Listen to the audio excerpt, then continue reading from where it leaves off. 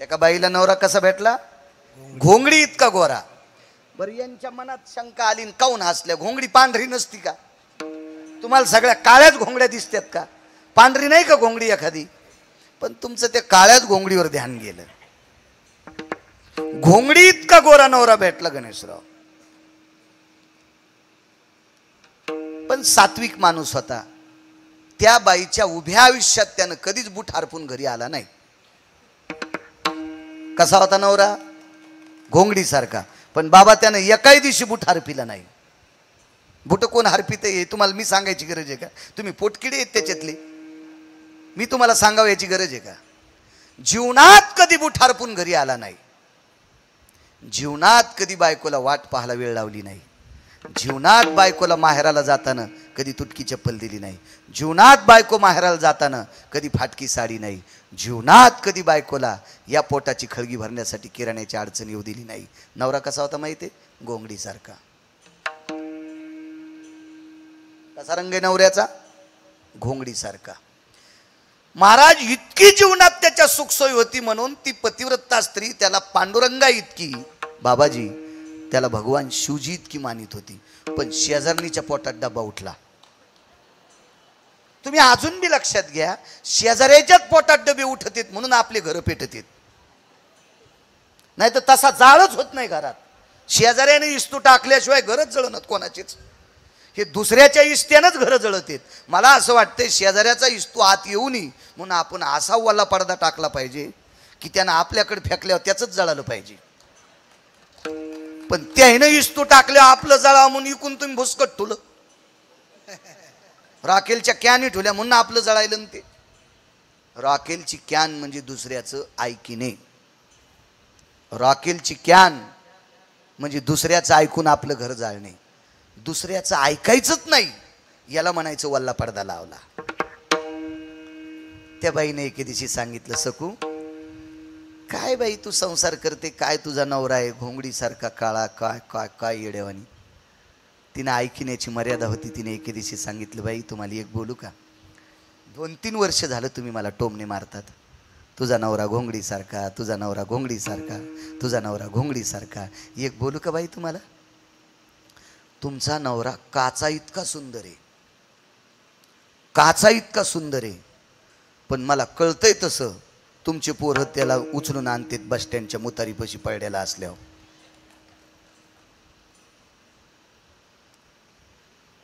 माझा असू द्या घोंगडी सारखा, पण दिवस माळवायच्या आधी आमच्या संसाराची काळजी करून घरी येतो.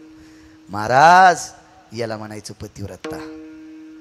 तिची निष्ठा काही सांगू द्या, पण तिची निष्ठा तिच्या पतीवर होती. तितकी निष्ठा आपल्या धर्मावर असली पाहिजे. तितकी निष्ठा आपल्या संतावर असली पाहिजे. तितकी निष्ठा आपल्या संस्कृतीवर असली पाहिजे. भंगीर यायचं नाही ऐकायचं. हे सांगणारे कानात शिस वाटणारे नालायक कुंटालानं जन्माला येतील, पण आपले कान त्यांच्या हातात द्यायचेच नाही. विठाला विठाला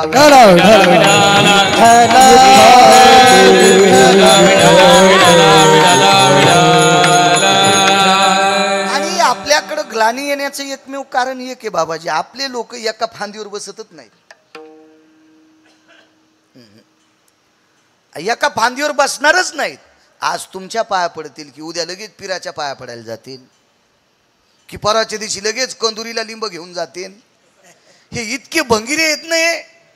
त्याच्यामुळं नेमकं यायला कोणता देव यांच्याकडे येईल त्या देवाला पण पंचायत पडती. हा जाऊ द्या मी झोपतो तेव जाईन. तेव देव म्हणतो जाऊ द्या त्या दिवशी तिकडे गेलतं ना मी राहतो तेव जाईन. एकही येत नाही याचा भोगा होतोय. आपल्याला सवय लागली. ईदच नास्ती परण लभ्यते. मी रात्री सांगितलं दोन्ही पेवावरी ठेवू जाता हात होय अपघात शरीराशी. 2 जागेवर हात ठेवले आपलं शरीर थांबते का? कोणती एकच फांदी धरा. आपुला तो एक तेने विन जीवा. 17 जागेवर. किती नालायकपणा, किती नालायकपणा. आषाढ महिन्यामध्ये लक्ष्मी देवीची पूजा करत असतात. लक्ष्मी देवीची पुराणाचा निर्णय. तुकोबाराय पुराणाला मानतात. पुराणाचा सिद्धांत आहे. लक्ष्मी देवीची आषाढ मासात पूजा करतात. त्या देवीला जात असताना पाण्याचा तांब्या आणि त्या पाण्याच्या तांब्यात लिंबाचा डाखळा. लिंब हे लक्ष्मीचा अधिष्ठान आहे. लिंब हे आयुर्वेदाचा अधिष्ठान आहे. लिंब हे हजारो रोग दूर करण्याची ताकद कडुलिंबात आहे. म्हणून त्या लिंबाचा ओला डाखळा त्या पाण्यात ठेवायचा, जगदंबेच्या दर्शनाकरता जायचा आषाढ महिन्यात. आणि आषाढ महिन्यात रोगाची लागण जास्त होत असते, दलदलीचं वातावरण असतं, पाणी दूषित होत असतं, बऱ्यापैकी पक्वान्न दूषित होत असतात. आणि म्हणून त्या देवीचं दर्शन घ्यायचं, त्या पाण्यात त्याच्यातलं काही पाणी त्या देवीला समर्पित करायचं. आणि त्या लिंबाच्या डाखळ्याचा तो ती खालचा कोंब असतो ते त्याच्यात त्या पाण्यात असा घासत असतो आणि ते पाणी घरी लेकराला द्यायचं. शरीरात रोगप्रतिकारक शक्ती वाढते, तिला लक्ष्मी देवी म्हणतात. पण आता ह्या 10 वर्षात तोंडाचं सुख घेणाऱ्या नालायकानं तिला लक्ष्मी देवी न म्हणता तिला मरियाई नाव ठेवलं. आणि तिला लिंबाचा डाखळा न नेता ढवळे लिंब नेले. त्या देवीला कोणते लिंब नेले? ढवळे. त्या देवीला ढवळे लिंब आवडत नाहीत, याच्या जिभेचे चोचले पूर्ण करण्याकरता देवीला बदनाम केलं. हो, आपल्याकडं सांगितलं नाही, शेंदरी हेंदरी दैवते कोण पूजी भूते घेते. जे आपल्या पोटाकरता भीक मागते ते देव आपलं कधीच कल्याण करू शकत नाहीत, कधीच कल्याण करू शकत नाहीत. म्हणून निर्णय असा घ्या, सात्विक देवांच्या पुढे, सात्विक संतांच्या पुढे आपलं मस्तक वाकवा. नालायक महाराजांच्या पण पाया पडू नका. त्याच्या पायातून पाप तुमच्या डोक्यात येईल आणि बंधा तुमचा संसार जळून जाईल. महाराज जे संप्रदायात निष्ठ आहेत अशा लोकांच्या पाया पड जा, की जेणेकरून तुमचं पाप जाळण्याची ताकद त्यांच्यात असते. कोणाचे नका पाया पड जाऊ, विनंती करतो तुम्हाला. विठाला विठाला विठाला विठाला. यशोदेकडे का? आपल्या प्रत्येक देवता अग्नीच्या मुखातून जेवत असतात, अग्नीच्या मुखातून. एक माहित असावं गणेशराव तुम्हाला, आपल्या जुन्या काळातल्या बायका चुलीवर स्वयंपाक करायच्या. आता काळ गॅसचा आलाय, मी त्याच्या विरोधात बोलणार नाही. काला येतच नमा, त्याच्या विरोधात नाही बोलणार. काळ आला, काळ आला. महाराज पूर्वीच्या काळात बाळंतीण जर डिलिव्हरीचा पेशंट असेल तर बैलगाडीमध्ये तालुक्याला जायची परिस्थिती होती. आणि काही काही रस्त्यानं अशा गाडीवाटा होत्या बाबाजी की त्या गाडीवाटानं बैलगाडी चलत नव्हती, म्हणून बाजावर त्या स्त्रीला ठेवीत आणि त्या बाजाला दांड्या लावीत. प्रेत नेतीत का प्रेत असं त्या डिलिव्हरीच्या पेशंटला खांद्यावर हॉस्पिटलपर्यंत नेत. तो काळ सांगतोय, तो काळ. आता शेळ्या पायी पायी जाईनत बाजारात. आता शेपुड्या टेम्पूत चालल्या. आता तर बाया कसं काय बैलगाड्यात जाते? मला सांगा, काल येतच मी ना, मी काय विरोधात बोलणार नाही. काळ आला काळ. पूर्वीच्या काळात चुलीवर स्वयंपाक करायचा, आता गॅसवर करतात. मला काही त्याच्या विरोधात बोलायचं नाही. पण शक्य असल्यास आजही चुलीवर खाण्याचा प्रयत्न करत जा. आजही खेड्यापाड्यात राहणाऱ्या लोकांनी कोपऱ्यात एक चूल मांडलीच पाहिजे. किमान ज्या दिवशी भाकरी केल्या त्या दिवशी चुलीवर करत जा. ज्या दिवशी वांगे भाजायचे त्या दिवशी गॅसवर नका न भाजी जाऊ. ते वांगे त्या चुलीच्या आहारात कोची जा ना. हो, त्या चुलीच्या आहारात अग्नीत भाजलेले वांगे तुमचा जठराग्नी शुद्ध करू शकतात. निदान इतकं खाचं शिका ना, शिका, खाचं शिका. ज्याच्याकडे 10-5 एकर जमीन आहे त्यानं पुढ्यातलं दूध खाऊ नका असं म्हणणार नाही. पण ज्याच्याकडे 10-5 एकर जमीन आहे त्यानं 2 गायी पाळल्या तर त्याला का धनुरात आलाय का? पण 25 एकर जमीन काळीची असताना बी उंदीर धरल्यावर आणि ती पुडी आणतो. महाराज दूध प्या. मी म्हणलं बोके आहे का मी हे दूध प्यायला? हे तूच पी आणि तू आंघोळ कर या ना पुन्हा. हो, बोके आहेत का आम्ही आम्हाला त्याच्यातलं दूध पाजा? घरच्या गाईचं खाचं शिका, मासाड पाळा, गाय पाळा, शिका ना. हा, जरा जरा शेणाचं टोपलं उचलायचं शिक जा ना. गाईचा गोठा झाडून काढायचं शिका ना. तुम्ही कुठंच वाकणत बसताना अग ग ग, उठताना अग ग ग, कमरात वेल्डिंग, मानात वेल्डिंग, फर्यात वेल्डिंग, बगलात वेल्डिंग, हात वाकणात आणि झोपताना पसाभर गोळ्या खाऊन झोपायलात. उठल्यावर बी गोळीच खालात, मग दात घासायलात. हो, ॲसिडिटी झाली, वरण खाल्लं, स्टो पेटलाय पोटात. तो या स्टो जलोशील गोळ्या 2-3 खाल्ल्या. जलोशील गोळ्या खाऊच नको, त्याचं पिठलंच करून काय. हो, 2-4 भाकरी कर जलोशील गोळ्याची, तू ॲसिडिटी कायमची जाईल. कामं करायचं शिका ना. 500-500 एकरवाली माणसं येडा करायला शेतात जात होते. आता 1.5 एकर जमिनीवाला 10.5ला दात घासी तू, जसा याचा आजा मंत्री आहे. हा, मोकार सोसायटीचा अध्यक्ष हरामखोर कुठला, 10.5ला दात घाशी तू. तुला ज्यानं बायको दिली त्याचं नशीब फुटलंय, त्यानं तुला पोरगी दिली. ना आलाय का? तिचं नशीब पालथ. तू यासारखा सुंब्या भेटलाय तिला. विठाला विठाला विठाला विठाला विठाला विठाला. हे उद्योगंवर धमते लक्ष कर्मलक्ष्मी माणसानं काम केलं पाहिजे. आपण कर्मभूमीवर आलोत, झोपण्यासाठी नाही. झोपीनं जर आयुष्य वाढलं असतं तर आजगराची संख्या जास्त झाली असती. हे मोठा लोक मोठे होतेत ना, हे खाली बसल्या बसल्या दिल्लीतल्या लोकांचे हे वाभाडे काढते हे नालायक लोक. अरे त्या लोकांना झोपा नाही ता, रात्रंदिवस ते लोक बेजार आहेत बाबाजी. तेव्हा ती लोक मोठे होते. आणि हे उगेच आपले हे दुसऱ्यावर जळणारी माणसं. नाही, काम करायचं. आपण जितकं काम करू तितकं मोठे मोठे होत राहू. चला, चुलीवर स्वयंपाक असायचा. टिकल्यावाल्यांनी जुन्या सासूला विचारा, आजच सासूला विचारा कशी पद्धत होती जुन्या काळात. जुन्या काळातली बाई जर भाकरीला बसली किंवा चपात्या करायला बसली, ती बाजरीची असेल, गव्हाची असेल, ज्वारीची असेल, मकीची असेल, उडदाची असेल, कळण्याची असेल, मिसळ्याची असेल, ही आंबाडीच्या त्या पिळ्याची भाकरी असेल, ह्या भाकरी करायला बसलेली जुनी बाई रुपया एवढी भाकरी करीत होती. आधी आठाण्यासारखी, रुपयाच्या नाण्यासारखी एक भाकरी करायची. ती तयाव टाकायची, ती भाजली की ती भाकरीचा ती छोटीशी भाकरी चुलीत टाकायची, 2 थेंब पाण्याचे टाकायचे आणि अग्नीला नमस्कार करायची. म्हणजे सर्व देवता तेवढ्या चिपट्यानं जेवायच्या. आणि तितक्या चिपट्याचा आशीर्वाद किती होता माहिती आहे का? हे अग्नी नारायणा, माझ्याकडनं तुला नैवेद्य रे.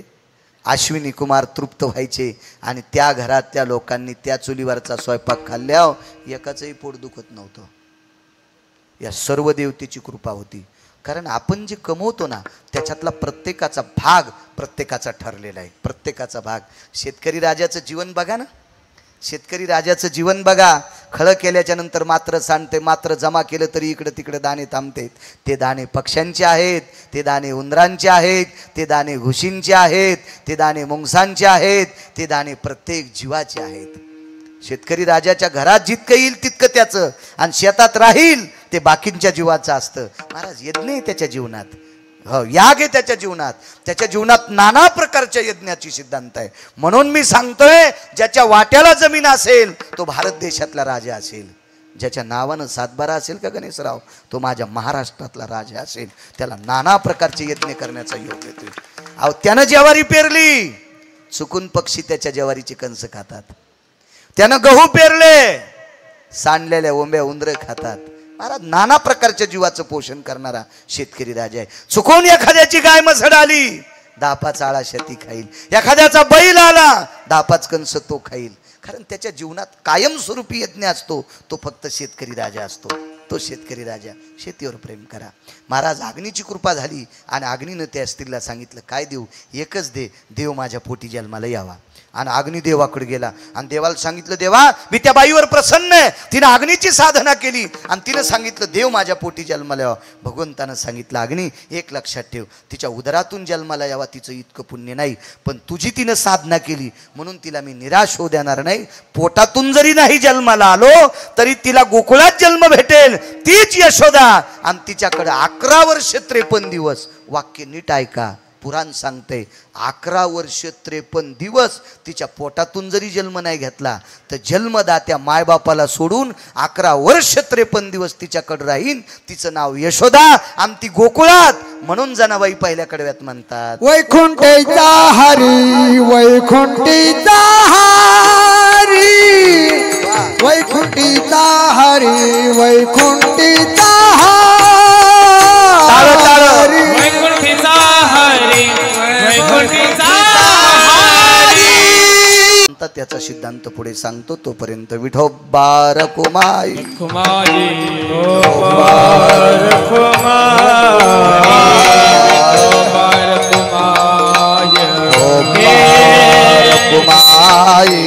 बार कुमारी, विठोबा रखुमाई, बार कुमारी,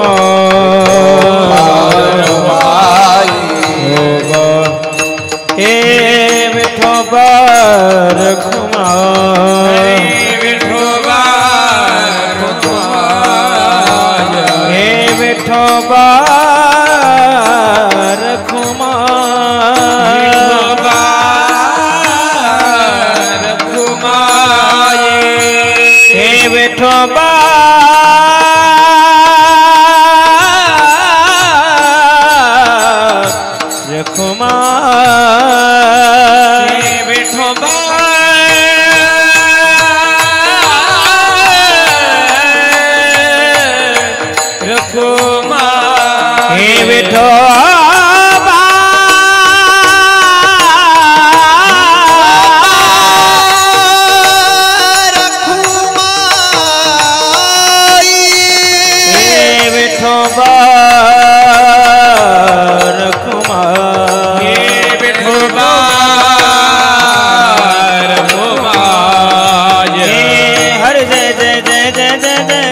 जय जय जय जय जय जय जय जय जय विठोबा रखुमा हरी जय जय हरी जय जय जय जय जय जय विठोबा रखुमा हरि जय जय जय हरि जय जय जय हरि जय जय जय विठोबा रखुमा विठोबा रखुमा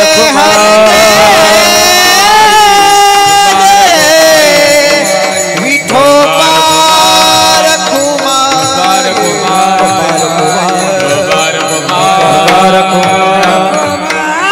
रखुमा वैकुंठीचा हरी तान्हा यशोदेच्या घरी चालत असलेला हा दिव्य ज्ञान यज्ञ भगवान शिवजींचा अधिष्ठान रहितेचे राजा छत्रपती शिवाजी महाराजांचा अश्वारूढ पूर्णाकृती पुतळा गोमातेचा अधिष्ठान आणि गणेशराव तुमच्या परिवारावर असलेली माझ्या श्रीगुरूंची कृपा 1008 धर्माचार्य श्री गुरु दयानंद स्वामींची कृपा या संत महंतांची तुमच्यावरची कृपा आहे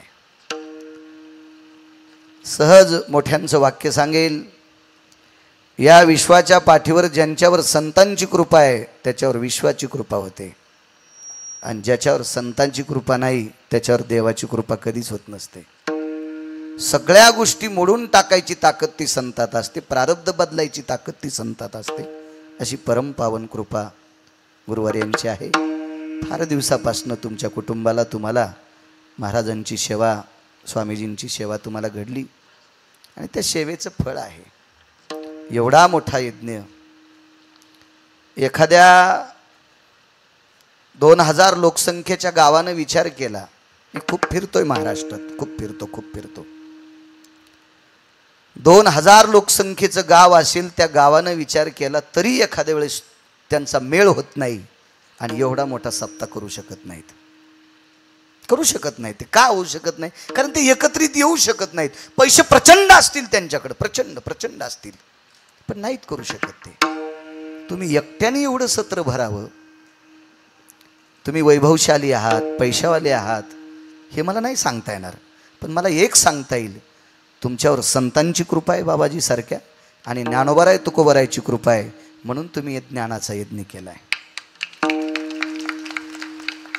नाही तर पैसे नाहीत अशी माणसं नाहीत जगात खूप पैसे आहेत काही माणसांकडं एवढं धान्य आहे की त्यांच्या बाप दाद्यापासून पाप आहे म्हणून त्यांच्या धान्याला किडे पण लागत नाहीत तर माणसं कशी खातील त्यांच्या गव्हा ज्वारीला औषध न टाकता किडे लागत नाहीत म्हणजे किड्यांनी सुद्धा विचार केला याचे गहू खायचे नाही किड्यानं सुद्धा विचार केला याच्या ज्वारीला खायचं नाही कारण ते पुण्यच नाही ना महाराज नुसत्या हाती उठवी काग काही माणसं इतकी निर्दयी असतात की भरक्या हातानं कावळ्याला सुद्धा उठीत नाहीत त्याला वाटतं आपले कण जर उडाले तर कावळ्या खाईल कारण आपल्या जीवनात काही दातृत्व घडायचं असेल तर त्याच्यासाठी पुण्य लागतं आपल्याच्याने एखादी सेवा घडायची असेल तर त्याच्याच्यानं पुण्य लागतंय मी फार दिवसापासून मनात विचार करत होतो पैसे आहेत माझ्याकडे मी माईकवर सांगतोय किती कॅमेरे आहेत पुढं मी का कोणाचे खिशे कापले का कुठं डाका टाकलाय कुठं काय केलंय काय जस्ट त्याचा माणूस हा प्रारब्धान मोठा होत असतो काय जस्ट त्याचं प्रारब्ध आहे त्याला काय विचार नाही इकत आणलेली बैल बांधून वैरण खातेत आणि देवाला सोडायला कठाळ्या कोणाची मका खातो ते नशीब घेऊन आला आणि कठाळ्या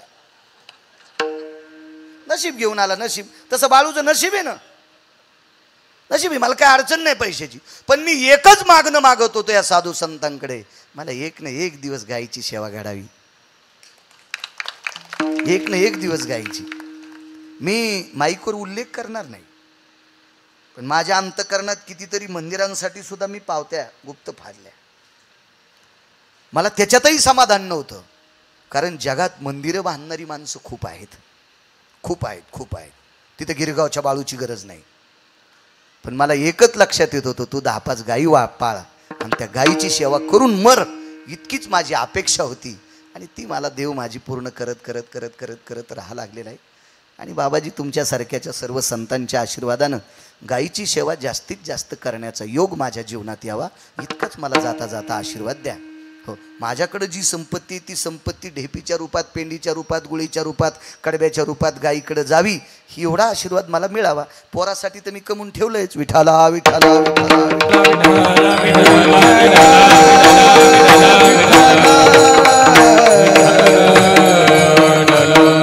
आणि ते पुण्य अनायाशे. तुम्ही कीर्तनकार नाहीत गणेशराव, तुम्ही भागवतकार नाहीत, तुम्ही शिवपुराणकार नाहीत, तुम्ही रामायणकार नाहीत, तुम्ही एखादा प्रवचनकार नाहीत, तरी पण काही नसताना तुम्हाला गायीची सेवा घडते, हे तुमच्या वाडवडिलांचं पुण्य आहे. आणि अशीच सेवा घडत राहू. आणि त्या सेवेच्या पुण्याईनं आपण प्रपंचातली माणसं आहोत, आपण भरकी माणसं आहोत. संसारातली माणसं चमचा भरू की टोपलं भर चिखलानं भरलेली असतेच. कोणी टोपलं भर, कोणी गाडी भर, कोणी ट्रॅक्टर भर, कोणी रेल्वे भर, पण चमचा भर का होत नाही. इतक्या पण चिखलानं आपण भरलेली आहेत. केवळ कारण आपण संसारातली माणसं आहोत. आणि आपण प्रपंचातल्या माणसानं हे भरकं बाजूला काढण्यासाठी हे पाण्यानं धुतल्या जात नाही, याला सेवेनं धुवावं लागते. आणि ती सेवा वाडवडिलांची असावा, घरातल्या वयस्कर लोकांची असावा, संतांची असावा, अन्नदानाची असावी, गौमातेची असावी, धर्माचं नाव वाढण्यासाठी असावी, एखादं धर्माचं मंदिर होण्यासाठी असावी.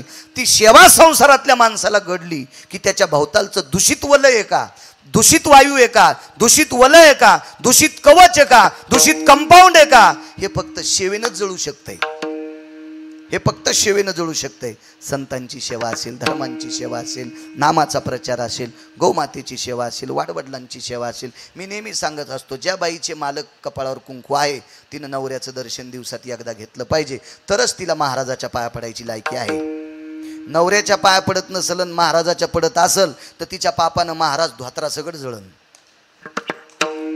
तिची लायकीच नाही महाराजाच्या पाया पडायची. तिनं दिवसात एकदा आंघोळ केल्यावर नवऱ्याच्या पाया पडावा, तर तिला भारतातल्या महाराजाच्या पाया पडायची लायकी आहे. ज्याचे आईवडील जिवंत आहेत त्यानं दिवसात एकदा आईवडिलाचं दर्शन घ्यायचं, तरच महाराजाच्या पाया पडायचं. नाही तर त्याच्या पापानं बिचारा एखादा चांगला महाराज पण जुळून जाईल. मायबापाच्या दर्शना इतकं पुण्य. मला सोपं सांगा वाटतं, मी अडचणीत हात घालीत बी नाही, इचून निघत असते. मग डसल्यावर कोण्या दवाखान्यात जायचं. त्याच्यामुळे सोपा परमार्थ. आपल्या मालकाचं दर्शन घ्या, मग साधूचं दर्शन घ्या. आपल्या आईवडिलाचं दर्शन घ्या, मग साधूचं दर्शन घ्या. आणि चांगला साधू मालकाच्या पुण्याईनंच मिळत असतो. चांगला साधू, चांगला महात्मा, चांगला वारकरी आईवडिलाच्या दर्शनानंच मिळत असतो. ज्याला आईवडिलाचं पुण्य नाही त्याला चांगला साधू सापडत नसतो. मग सहा धुणारा सापडायचा असेल आईवडिलाचं पुण्य लागतंय. आणि साधणाराला पाहिजे असेल तर मग कशाच्यात पुण्याची गरज नाही. विठाला विठाला विठाला विठाला विठाला विठाला. हरेशराव, तुमच्या कुटुंबावर महात्म्यांची कृपा आहे, एवढी मोठी महात्मे. आणि परिसरामध्ये बाबाजी तुमची भूमी तपोभूमी आहे. खूपशे यज्ञ. काल मी जिथं सर्वानंद सरस्वती महाराजांच्या आश्रमावर गेलो धानोऱ्याला, तिथं ब्रह्मलीन शिवस्वरूप काशीगिरी महाराजांच्या पुण्यतिथीचा सोहळा चालू आहे. गोडसं शिवजींचं मंदिर आहे. 108 किलोचा कळस मंदिराला बसणार पुढच्या वर्षी, 108 किलोचा. बाबाजी, हा परिसर आहे ना तुमचा, हा परिसर तपोभूमी आहे, हे देवभूमी आहे तुमचा परिसर. कारण या परिसरात यज्ञ, मी बाबाजींच्याच मार्गदर्शनात त्यांच्या अध्यक्षतेत झालेल्या कितीतरी यज्ञात कीर्तन केली बाबा, कितीतरी. पवित्र भूमी आहे तुमची, परिसर पवित्र आहे. कारण ही तुमच्या अंतःकरणात हा भाव जागा होतो ना गणेशराव, हे तुमचा नाही, ह्या मातीची ताकद आहे. ह्या मातीत केलेल्या ह्या संतांच्या भक्तीचा पुरुषार्थ आहे बाबाजी सारख्या. आणि तो पुरुषार्थ तुम्हाला स्फूर्त करत आहे आणि धर्म उंच नेण्याचं काम तुम्हाला करायला लावतोय. ह्या साधूंची ताकद आहे. धन्य यशोदा ती माय. यशोदेला माय का? माय तर देवकी आहे, मग यशोदा माय का? बापूंनी सांगितलं 10-5 मिनिटं घळघळ करा म्हणून एकच्या पुढं सरकतोय.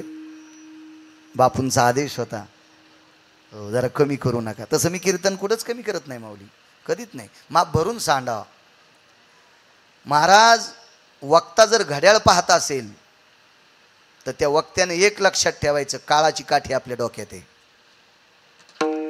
कारण घड्याळ कुठं पाहायची असती माहिती आहे का? चुकीचं काम करताना, भजन करताना घड्याळ पाहायचीच नाही. आणि त्यातली त्यात पाकिटं घेणाऱ्याने तर घड्याळ पाहायचीच नाही. यम इतका हानीन की इंचभर जागा ठवाचा नाही लाल करायची. यमाला कळणार नाही कुठं कुठं लाकडं आणावा, यमाला कळणार नाही तापलेल्या गजानं कुठं कुठं चटकाने द्यावा. त्याच्यामुळे मला नाही कीर्तनात संकोच नाही टायमाच्या बाबतीत. बरं बाबा हे घासा दिलाय कोणी? पंढरपुरातल्या मालकानं. त्याच्या मनात आल्यावर जर आता दाबला तर उद्या निरोप जातो, आदरणीय हरिभक्तीपरायण बाळू महाराज गिरगावकर विश्वात्म्यात विलीन. उद्या 12:30 वाजता त्यांचा अंत्यविधी आहे. लगेच क्लिप गाजल्या जाती, गेले दिगंबर. यायला तर आकलीचे कांदेत नाहीत, ही क्लिप कोणाला टाकावं? नदीला गेले आकली. हे अभंगाचं कडवं कोण्या नालायकाला टाकीत असतात का? महाराज त्या दर्जेचा माणूस असावा त्याला हे अभंग टाकावं, कोणाला नाही. विठाला विठाला विठाला विठ्ठल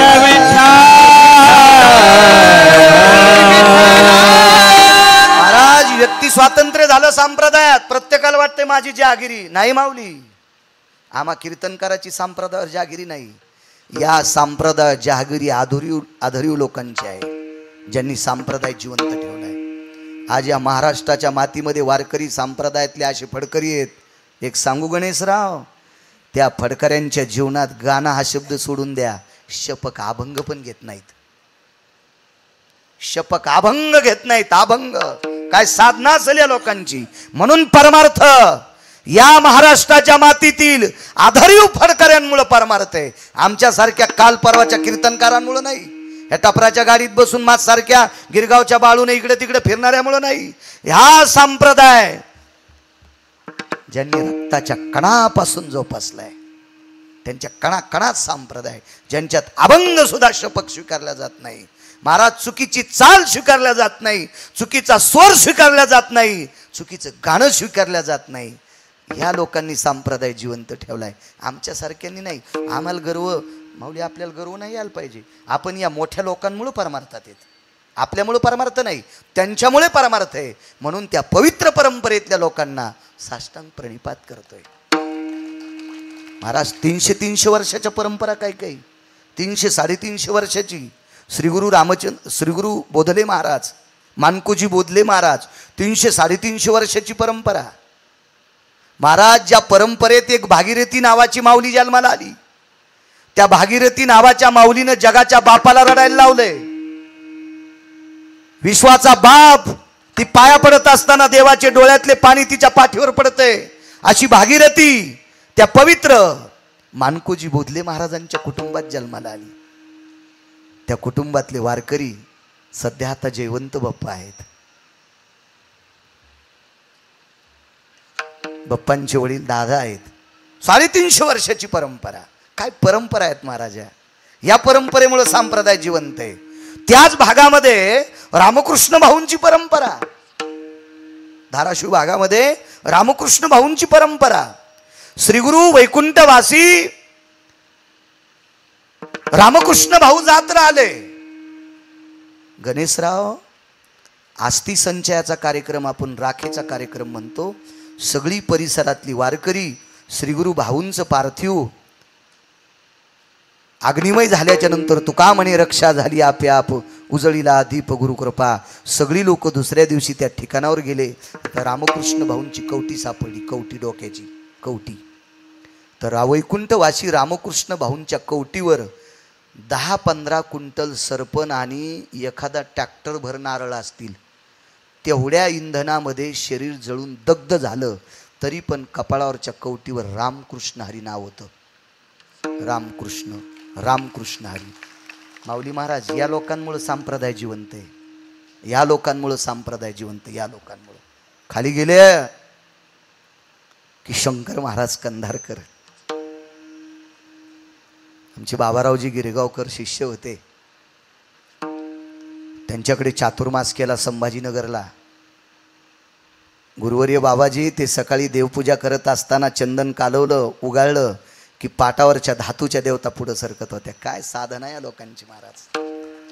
महाराज, या पवित्र महात्म्यांमुळे संप्रदाय जिवंत आहे, आमच्यामुळे नाही. नाही, आमच्यामुळे नाही. माणसानं श्रेयवाद घेतला नाही पाहिजे. आपण जर केलं तर आपण म्हणायचं आपण याच्या लायकीचे आहेत. गौरावयासाठी स्वामी सेवेची कसोटी. आपण त्या दशेला यावं. काय अखंड वाऱ्या. गणेशराव, अशी काही लोक आहेत, एका एकादशीला आळंदीला असतात,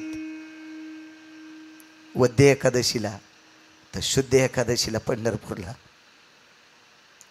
शुद्ध एकादशीची द्वादशी सोडली की पंढरपूरहून पायी आळंदीला जायचं, आणि आळंदीतल्या वद्य द्वादशी सुटली की तिसरा पहारा पुन्हा पंढरपूरला निघायचे.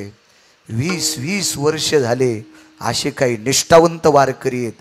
अख्खं जीवन आळंदी पंढरी, पंढरी आळंदी, आळंदी पंढरी, पंढरी आळंदी, देहू पंढरी, पंढरी देहू, देहू पंढरी, पंढरी देहू. अख्खं जीवन वारीत गेले, अख्खं जीवन वारीत. या सात्विक, सदाचारी, पुण्यशील, निष्ठावंत वारकऱ्यांमुळे संप्रदाय जिवंत आहे.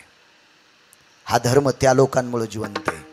त्यांच्या आशीर्वादामुळे आम्हाला कीर्तन करण्याचा योग आहे. फक्त आम्हाला संप्रदाय किती निमूटपणे सांभाळायचा आहे आणि किती लोकांपुढे चांगल्या पद्धतीनं मांडायचा आहे, हे आता आम्ही ठरवायचे. आम्ही ठरवायचे.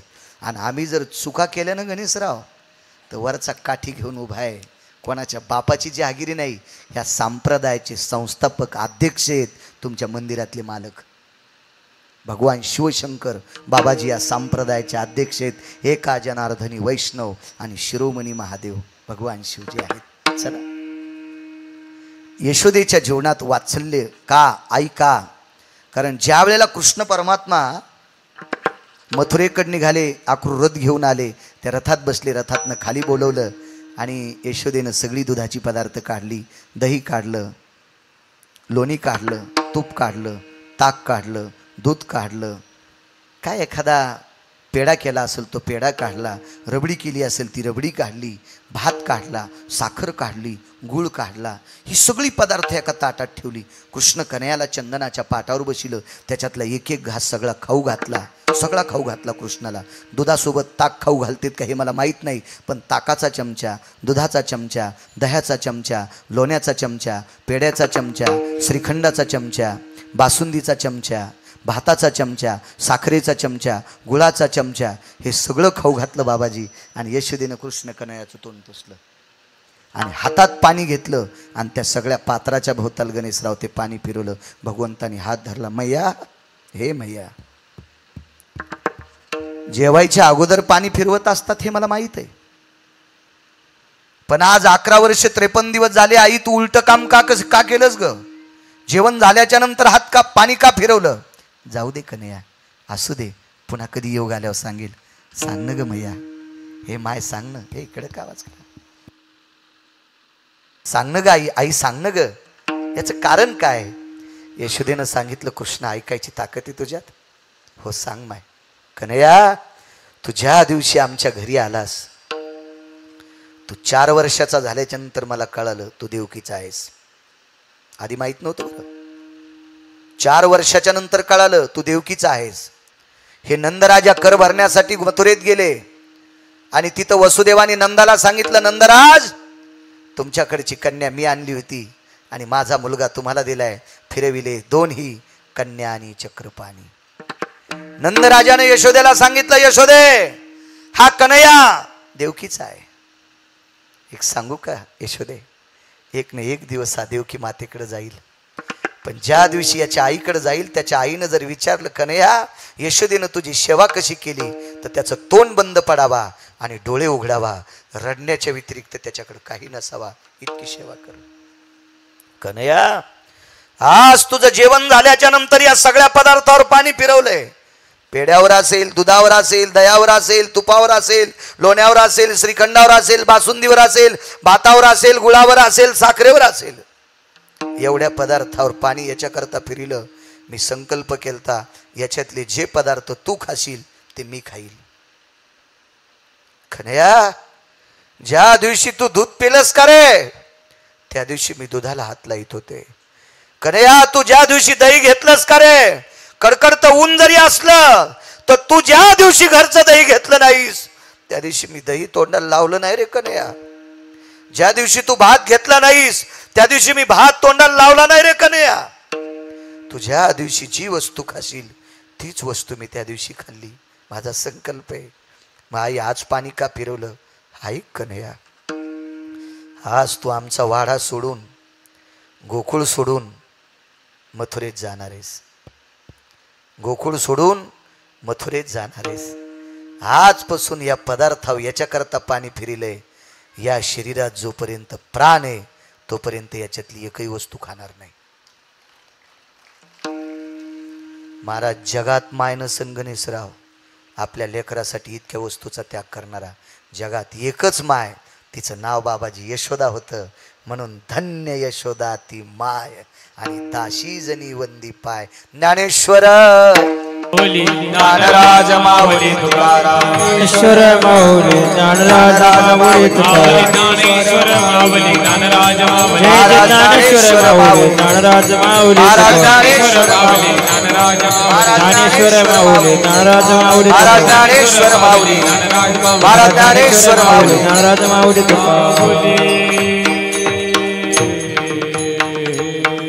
काल्याच्या अभंगाला चाल म्हणू. विठ्ठल जय जय विठ्ठल विठ्ठल जय जय विठ्ठल शिंके लावी येले दोरी होतो तिघाचे मेवरी. तुम्ही वारे दोहीकडे मुख पसरवणे घडे हातीचा धारा गारे दोहीचा खोका तुम्ही वारे दोहीकडे मुख पसरवणे घडे हाती टोका आणि कोणी निधी का तुम्ही वारे दोहीकडे मुख पसरवणे घडे धरिला कृष्ण म्हणे अवकाजनी प्रकाश काला वाटो एकमेका वैष्णवनिका संभ्रमा बोलिया ब्रह्मनिका उत्तम लोका दाखवू काला वाटो एकमेका वैष्णवनिका तुका तुका माने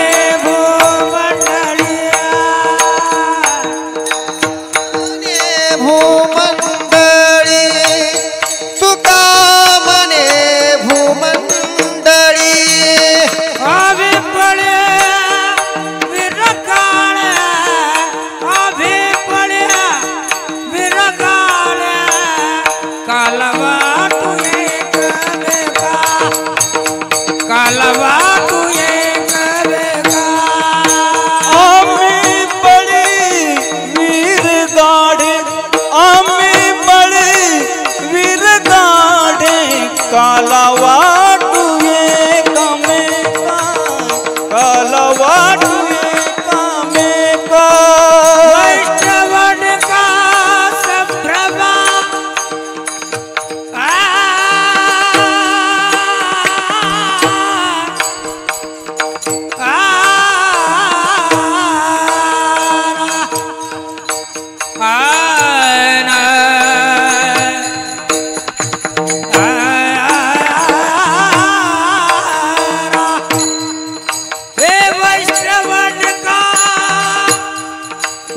वैष्णवनिका संभ्रम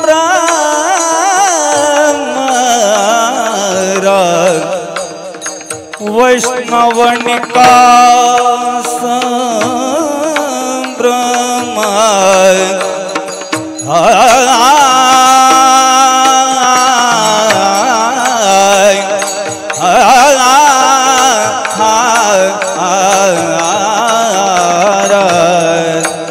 वैष्णवनिका संभ्रम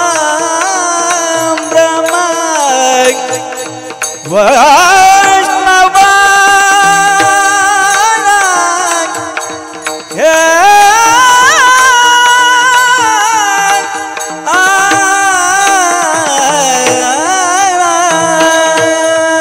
वैष्णवनिका संभ्रम काला वाटू एकमेका काला वाटू